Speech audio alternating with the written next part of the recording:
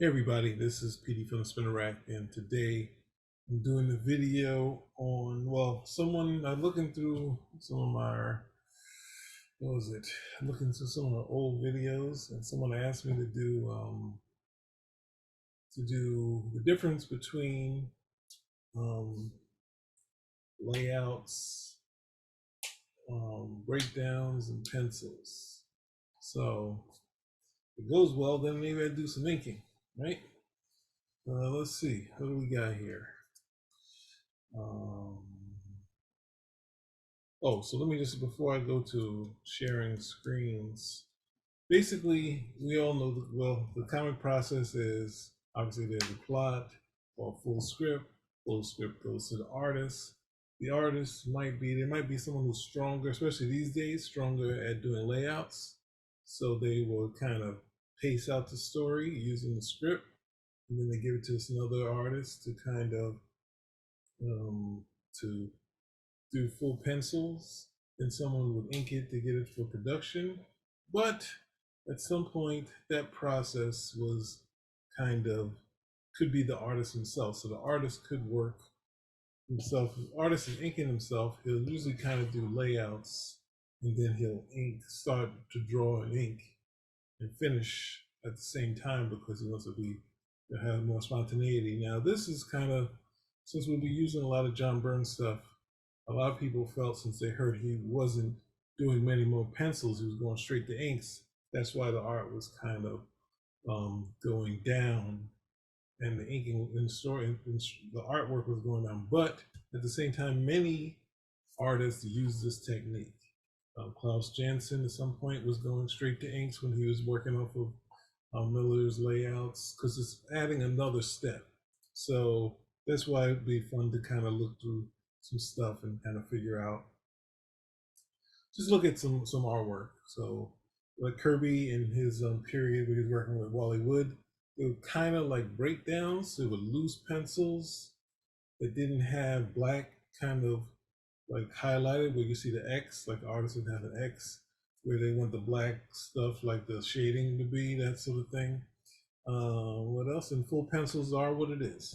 Now many artists, they kind of pencil as if they ink the pencil like an inker, like it's almost finished work, and then the inker just had to trace after it. Now Marvel had an interesting period in the '70s because they had strong artists like Kirby and Ditko, but sometimes even with these strong artists, they would have someone like Joe Sinnott, who's a finisher and the artist himself, kind of work over that, kind of redraw some of Kirby's faces, women slimming down Sue, that sort of thing, because that's kind of like finishing. But at the same time, with Kirby, there was some, because Kirby didn't really use an eraser. He kind of started from one end of the page with a pencil and got to the other. He wouldn't use an eraser, so ultimately you had finishers clean up stuff. But with that in place, Stan then, of course, would change the plot however he wanted to. So add in stuff like there's a Doctor Doom page, there's a Red Skull page where he's shooting, and it's shooting someone off camera, and then and I think the Fury says, "Don't kill him. If you kill him, he'll fear you even more if after this." So let's give you a quick overview of the different stages a penciler can go to in working with art. They can do just laying out the page, which could be stick figures. I think Jim Lee and Rob Liefeld, when they were about to become Image and they were still working at Marvel, they were sending in stick figure drawings so the writer could write out the script. But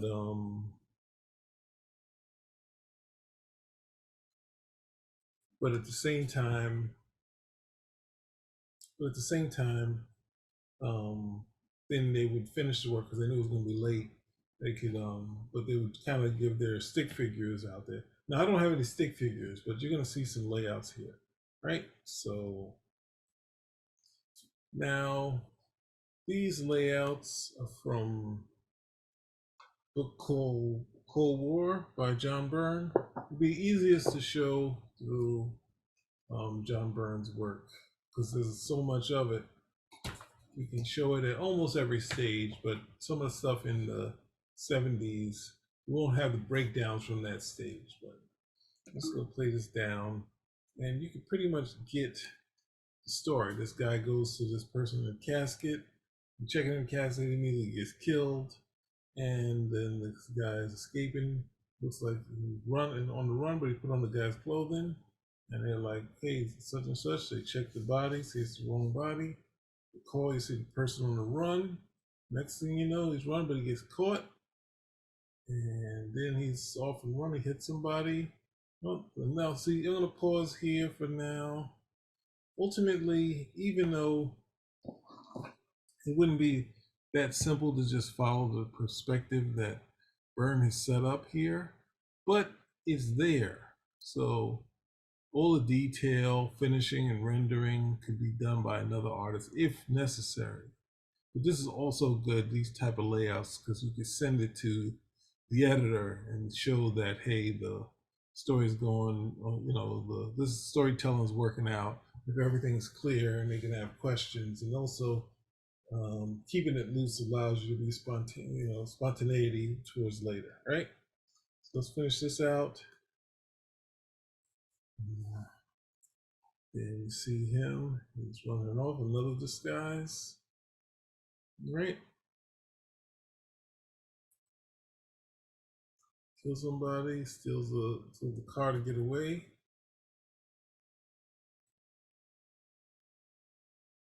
He's trying to get I think he's in the story trying to get to the London embassy. Then he's in the hospital, right? See him, he gets an argument in the hospital, and then we have a bedroom scene. So everything here is kind of set up. You can kind of tell, and any finisher worth the salt can fill in the gaps, but Byrne, of course, did this himself. It was also easy to send it to the editor. Here's what's going to happen in the story. And they can be like, oh yeah, it's either working or it's not working, right? But a lot of times, depending on how much the person is getting paid, finishers sometimes don't like to work from this stuff, even though they're finishers. They like to work with pencils and then they will still redraw, like Klaus Jensen, which of course came to great effect in his work. Um, Joe Sinnott, less so Terry Austin. Terry Austin would add stuff in the backgrounds, but um, and use his effects. He wouldn't really change the art. It's Jerry Ordway. He'd be one to kind of change the art, but everything's pretty clean here. And I think I have an example of some other type of layouts coming up. Let's see.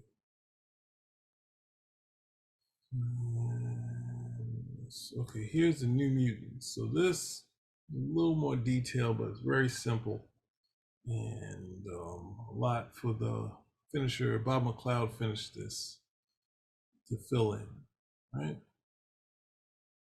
And then we get to see Byrne doing his Magneto after a long time, right? And having similarities to Quicksilver. So there we go, right? So we covered, what is it? Covered layouts. So we have to go to breakdowns, but I don't have classic Byrne breakdown. So we're gonna go to, this is, at this period, this is what Byrne was calling flake downs. They're close to full pencils, but since Marvel knows how his pencils looked and the detail that was in them, they would charge for breakdowns. Right? In this portion, you can see the Spider-Man's webs aren't penciled in or aren't either not penciled in. The only difference would be like the black areas would be highlighted with an X. But Byrne is drawing it all in, so the inker can, even though he hasn't added like clouds don't have lines like that, so it's going to be rendered by the inker. So a lot of that stuff is going to be filled in with his flourishes, his style to that stuff, and the figures, and most of the important details is done by Byrne, right? So let's let this go. Let's see. And that's a good way to start. So at this point also, just to give you a tidbit on this, that Byrne was kind of coming back to Marvel, and since he was taking on a lot of work, he decided to go move to breakdowns. But he's saying, I'm going to put a little more into it this time. So since a lot of people want me to go back to ink, someone inking my work, because they were saying Byrne needs an inker. So this was playing, which I call the great experiment. This was giving them exactly what the fans supposedly wanted. And they still were like, wait a second, he needs to put more in there. We can't just be doing, looser pencils. We expect to get the X-Men pencils type of deal. But you can see all of it. Oh, so here, this is a good one to stop at. Let's stop this for a second. We'll go back. Here, you can see most of the information is fully rendered, but the tree up here and the leaves are kind of very loose. So letting the artist, the inker, kind of finish that out. And on the below part, now we can see this is Lost Generation pages, right? So you really get the whole thing here, but there's going to be some stuff for the inker to do, explosions, right? The figures are all pretty much in line, but some of the other bits, or sometimes the hair, Byrne has done the hair here. You get that sort of thing. And that's one of my favorite pages. And that one too, one of my favorite characters from that. Yeah, since they're all the same character, those three are the best, right? And of course, there's so many cool ones in Lost Generation. This is Byrne after leaving Marvel. With some very loose pencils, which I loved. These were inked by Terry Austin. This is a little tighter. This is closer to regular pencils. And then the Hidden Years, which was done in flake down sort of format, where it's got some of the figures are fully rendered, but the background. Oh, this one's it's pretty much all there, right? Let's see, this one's a lot looser. It beats a lot of stuff for the inkers that work the background, the foliage, the storm here, that sort of stuff, right? So this is a good example of it. And then here's some location, right? So you got this cool location. Byrne's put a lot of detail in there, but at the same time, still would be considered. Stop that. All right, cool. Let's get rid of some of these. And last but not least,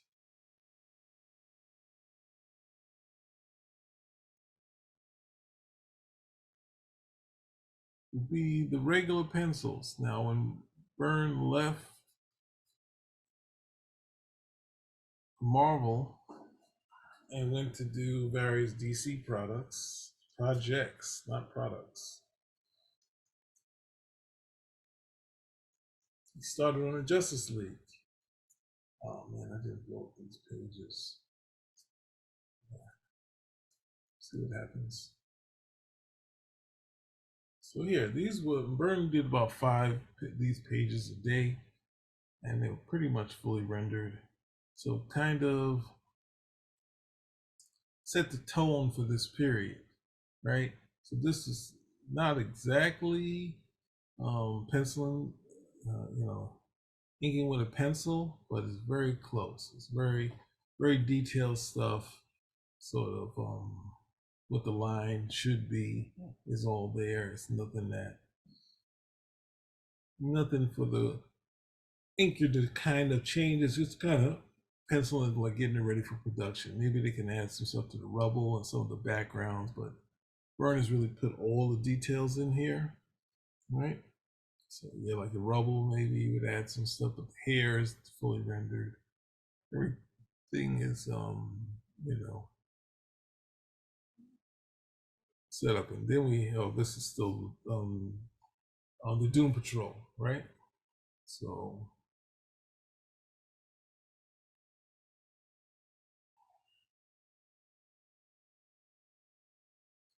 yeah, this was a fun book. I know that one of those issues done by Terry Austin, inked it. Yeah, look at that shot there, right?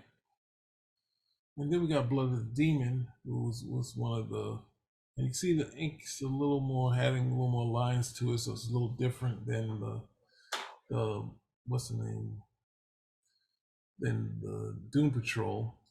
Not necessarily some of these shots here, right? But here, like here, it's got a lot of detail, a lot of very rough sort of images. I think Dan Green inked these, and Byrne has worked with Dan Green over the years. He did it in Marvel.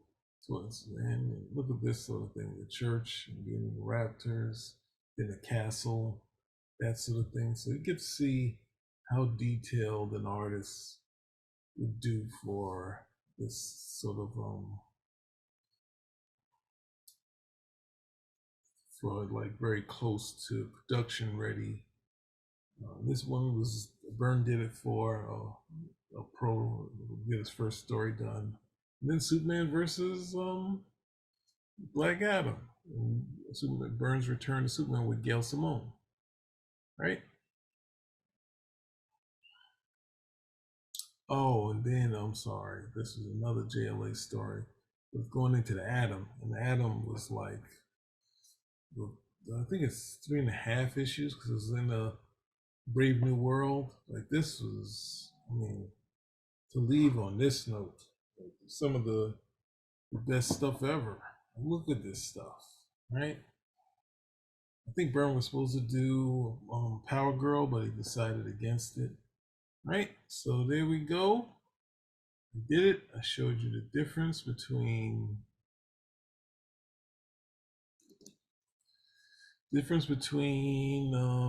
layouts, breakdowns, and full pencils, right? So spinner rack, they're not out yet.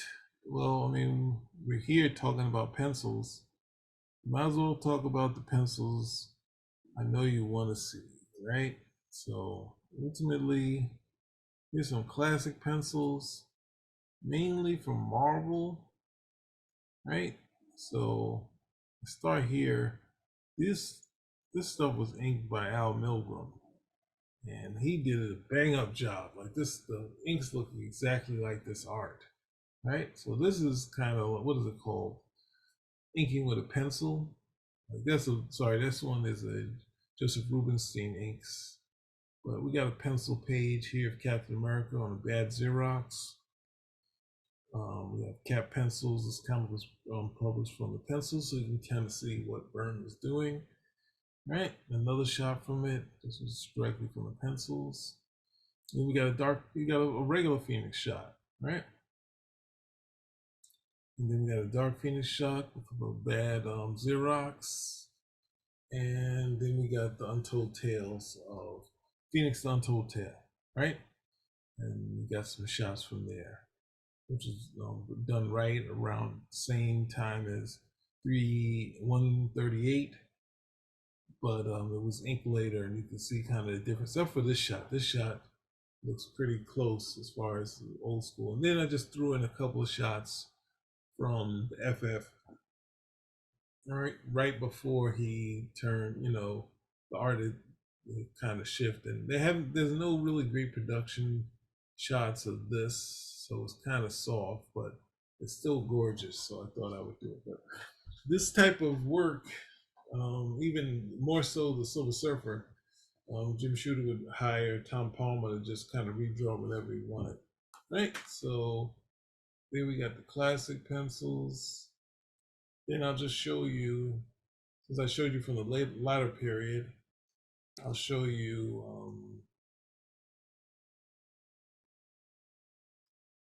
stuff from the 80s. Yeah, from the 80s, right? So here's Alpha Flight. You can see the approach is a little different. This is around 80. Oh, sorry, guys.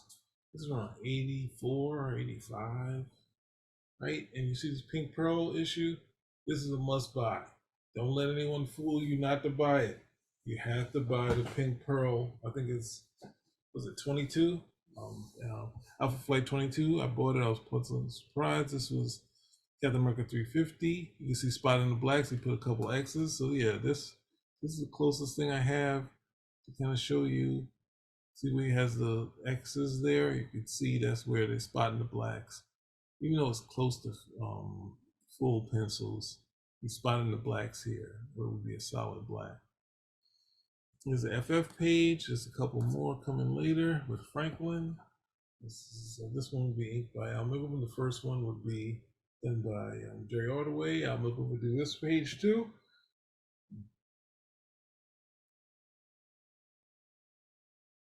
And let's stop before we go to all of this. Though Byrne was known, people said his faces were all the same. One of the things he could do was facial expressions. So we get to see here sort of the acting moment of the comic book. Talking, reaction to what someone says, someone adding their point, her being stern, kind of a fight back, and Sue takes the lead. So to show you kind of, even though it's a little different than what I showed you from the classic period, because this is a classic period. Now here's a comparison by Wycheck would ink the page. So it's close, right? It's very close. And this is breakdowns here, but I put it in here anyway because Byrne was asked to do Wolverine and kind of just he said yes, we had to do breakdowns, right? So he gave it to Klaus, and Klaus wasn't adding the 3 million. Oh, here's Superman stuff, right?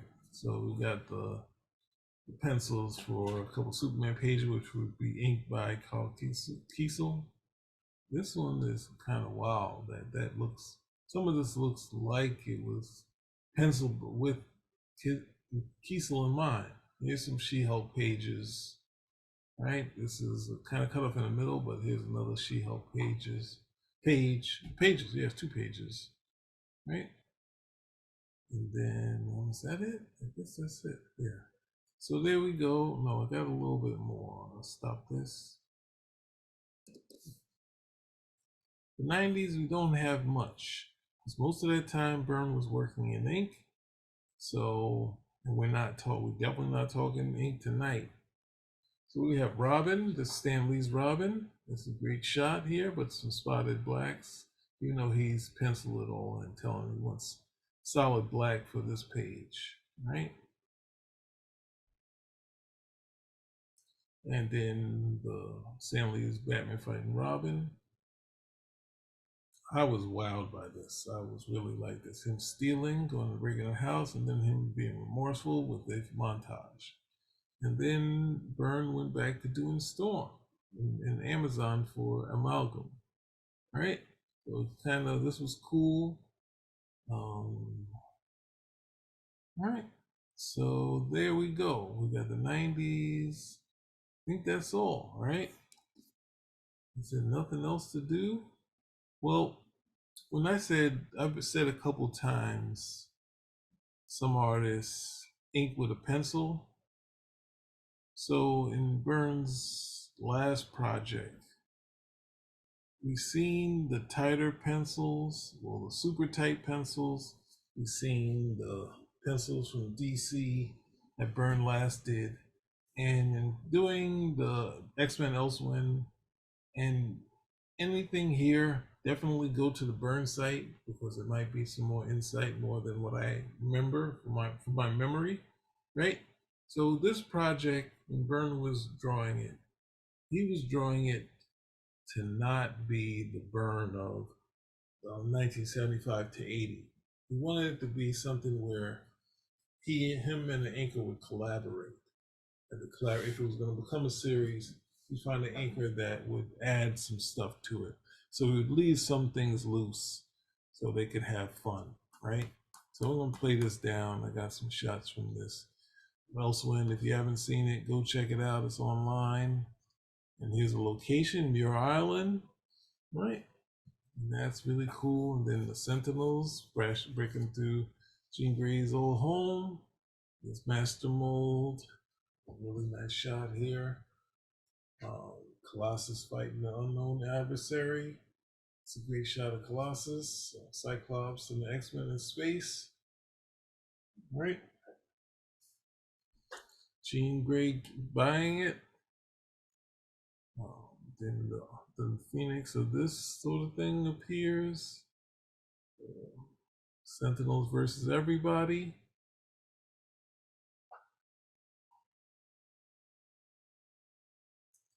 Then Dark Phoenix, she's returned.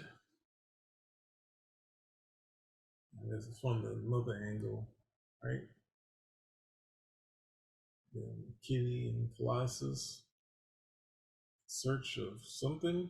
Storm. This is a great shot of her. This Storm look more like Beyonce these days. We got the Watcher.